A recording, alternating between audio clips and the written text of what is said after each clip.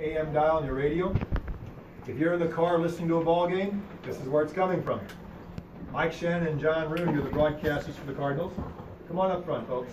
Don't stay in the back. Come on up front. You already looked once. You scoop. Doesn't bother me. It doesn't bother anybody else. The glass windows in front of you, those 5 window panes open. 3 panels go to the right, 2 go to the left. Mike Shannon, who learned how to broadcast under the great Jack Buck, who broadcast from an open air booth all the time in his career, Mike Shannon wants these windows open. That way you, listen to the radio, whether it's at home, in the car, or wherever, can hear all the sounds of the ball game. The crack of the bat when it hits the ball. The pop of a Trevor Rosenthal ball when it hits Molina's glove. Maybe you can hear a few nasty words the batter may have said to the umpire as he walked away. Who knows? The sounds of the game, they want you to be able to hear. By having those windows open, you pick up all those sounds. You're able to actually hear and see the game through your ears. And sometimes it's a whole lot better game than what you see on TV. I remember sitting in Busch Stadium number 2 up in Peanut Heaven. So far away you could see little guys running around the field down there. Couldn't tell what the game looked like. But I had my transistor radio. I could listen to everything that was going on. I knew exactly what was happening. I mean, Jack Buck and Mike Shannon did a great job. Hearing it and using your mind to see it, it's a powerful tool. You saw the red ball up here in the front? That's Mike Shannon's seat.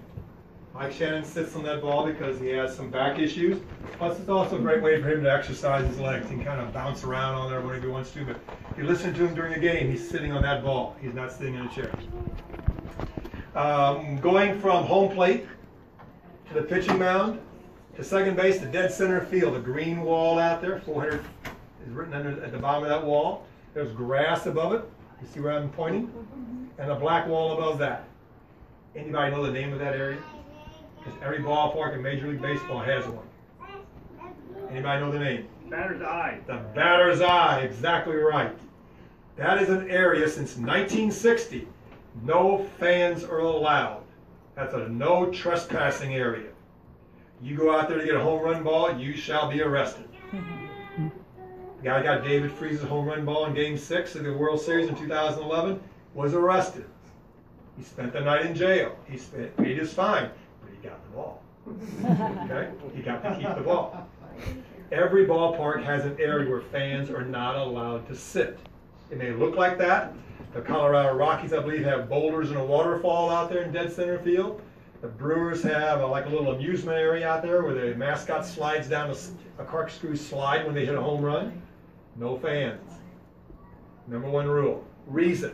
There's a picture on that wall right over there. Mike Shannon holding a ball in his right hand, and you see the dark background behind him.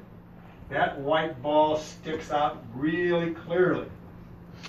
You can almost see the red seams on the ball. If you move to our right, move Mike Shannon to his left where the fans are sitting, that ball disappears in the white background. So imagine yourself standing at home plate 60 feet away from the pitcher.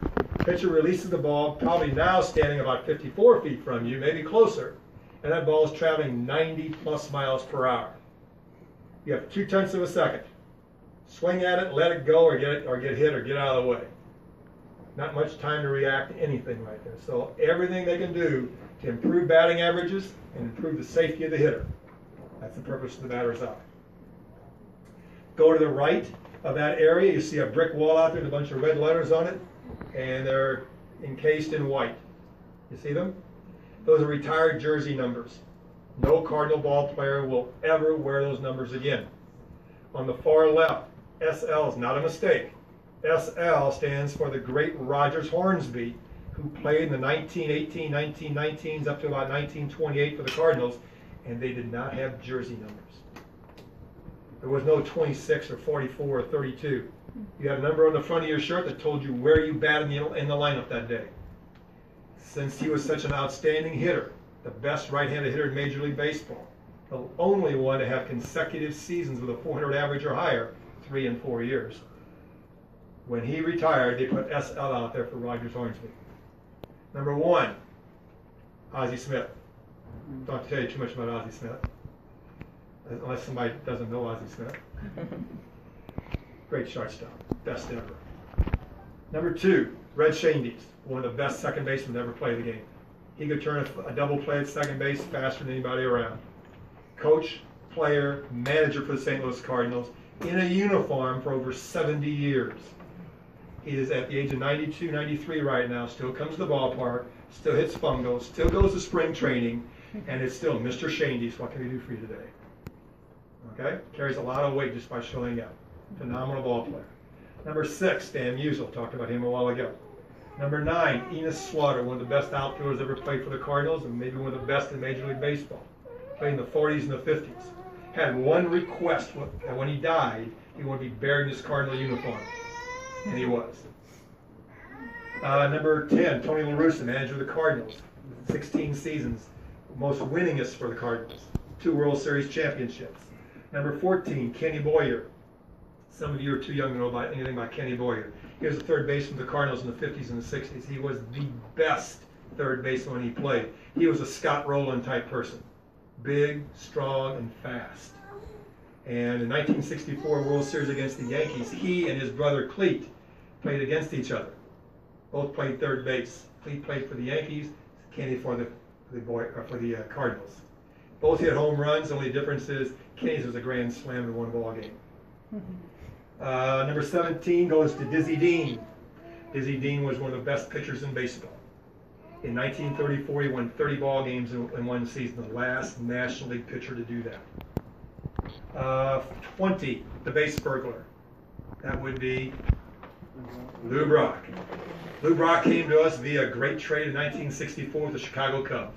They thought he was the best in mediocre outfield, and they got tired of him not getting better. So the Cardinals traded a pitcher for Lou Brock.